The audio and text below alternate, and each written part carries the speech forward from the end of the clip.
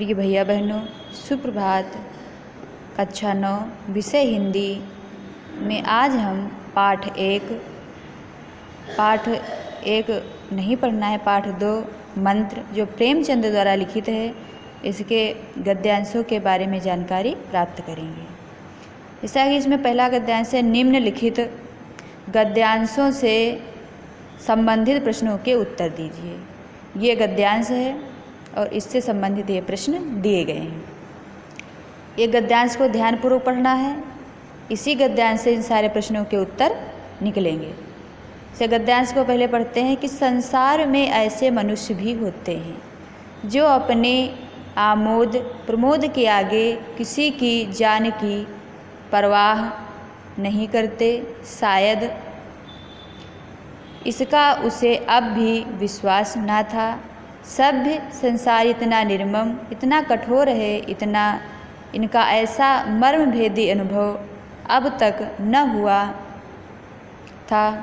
वह उन पुराने जमाने के जीवों में था जो लगी हुई आग को बुझाने, मुर्दों को कंधा देने, किसी के छप्पर को उठाने और किसी कलह को शांत करने के लिए सदैव तैयार रहते थे।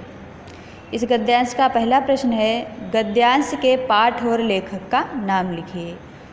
तो गद्यांश के पाठ का नाम है मंत्र और इसके लेखक हैं मुंशी प्रेमचंद।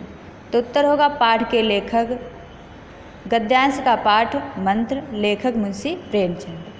फिर दूसरा प्रश्न है, रेखांकित अंश की व्याख्या कीजिए। माने जिस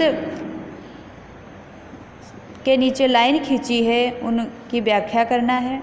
जैसे संसार में लेखक कहता है कि भगत को ऐसा अनुभव ही नहीं हुआ था कि संसार में कुछ ऐसे मनुष्य भी हैं जो अपने स्वार्थ के कारण, अपने वैभव के कारण किसी दूसरे की जान की परवाह नहीं करते। यह विश्वास भगत को नहीं हो रहा था और वो सोच रहा था कि ये जो सभ्य संसार है इतना कठोर निर्मम मन है, जिसमें किसी प्रकार की ममता ना हो, कैसे हो सकता है। तीसरा प्रश्न है, कौन सा अनुभव भगत को अब तक न हुआ था। तो इस गद्यांश से उत्तर निकलता है कि भगत को यह अनुभव नहीं हुआ था कि संसार में कुछ ऐसे निर्मम कठोर लोग भी हैं जो दूसरे की जान की परवाह नहीं करते। अगला प्रश्न है, पुराने ज़माने के लोग कैसे होते थे। तो यहाँ पे लिखा है, पुराने ज़माने के लोग आग बुझाने, अगर किसी के घर आग लग गई है तो उसको बुझाने, अगर मुर्दा जो व्यक्ति है उसको कंधा देने, किसी का छप्पर टूटा है तो उस छप्पर को उठाने के काम आते थे। अगला है, गद्यांश के आधार पर भगत के चरित्र की विशेषताएं बताइए। तो भगत के चरित्र की विशेषताएं हैं कि भगत दूसरे के सुख दुख में सहयोग देने वाला था, दूसरे की चिंता रखने वाला व्यक्ति था। इस प्रकार आज यह गद्यांश पूरा हो गया।